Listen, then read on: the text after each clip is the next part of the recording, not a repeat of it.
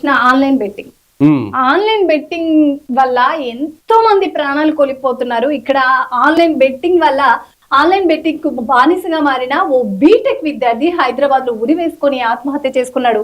వ్యవసాయంలో తండ్రి సంపాదించిన డబ్బులను కూడా తీసుకొచ్చి ఆన్లైన్ బెట్టింగ్ కు పాల్పడ్డాడు. చివరికి తన బుల్లెట్ ఐఫోన్ ను కూడా విక్రయించి మరి బెట్టింగ్ కు పాల్పడ్డాడు.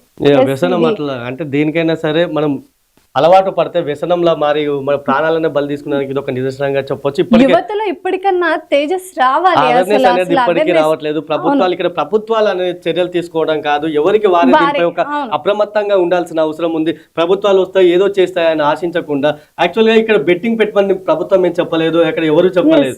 వాళ్ళ కోసం వాళ్ళు బెట్టింగ్ పెట్టుకుని లాస్ట్ కి ఆ బెట్టింగ్ కే బలైన పరిస్థితికి ఇప్పుడే ఈ ఒక్క స్టూడెంట్ కాదు, ఇప్పటికే గతంలో ఎంతో మంది ప్రాణాలు తీసుకున్నారు ఈ బెట్టింగ్ వల్ల.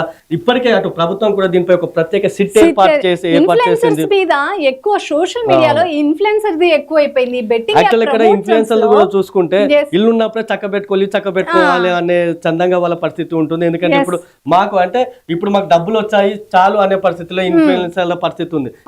దాంతో వాళ్ళు ప్రమోట్ చేయడం, ఆ ప్రమోట్ చూసి వీళ్ళు నిజంగానే మాకు డబ్బులు ఎక్కువ వస్తాయేమో, ఇప్పుడు వచ్చే జీతాలు మాకు సరిపోవడం లేదు, నిజంగా డబ్బులు ఎక్కువ వస్తే మనకు మంచి జరుగుతుంది, మేము హాయిగా ఉండొచ్చు అనే ఆలోచనతో తొలుత బెట్టింగ్ స్టార్ట్ చేసి ఆ తర్వాత అది ఒక వ్యసనంగా మారుతుంది. చివరికి వ్యసనంగా మారి ఇక ఏం చేయాలో చివరికి అతడు చూడొచ్చు మనం బుల్లెట్ బండి ఐఫోన్ కూడా అమ్మి ఆయన బెట్టింగ్ పెట్టిన అక్కడ నష్టపోయి చివరికి ఇక ఏం చేయాలో తెలియక ఆత్మహత్య. వ్యవసాయంలో సంపాదించిన డబ్బుతో ఇలా చేసింది, తను రిగ్రెట్ లాస్ట్ కి తను ఆత్మహత్య చేసుకుంటే ఏమొస్తుంది, ఆ తల్లిదండ్రులకు భారం తప్పితే. దీనివల్ల ఎన్నో కుటుంబాలు చిన్న భిన్నం అవుతున్నాయి బెట్టింగ్ వల్ల. యాక్చువల్గా నిజంగా చెప్పాలంటే తల్లిదండ్రులు కూడా పిల్లలపై కొంత నిఘా పెట్టాల్సిన అవసరం ఉంది.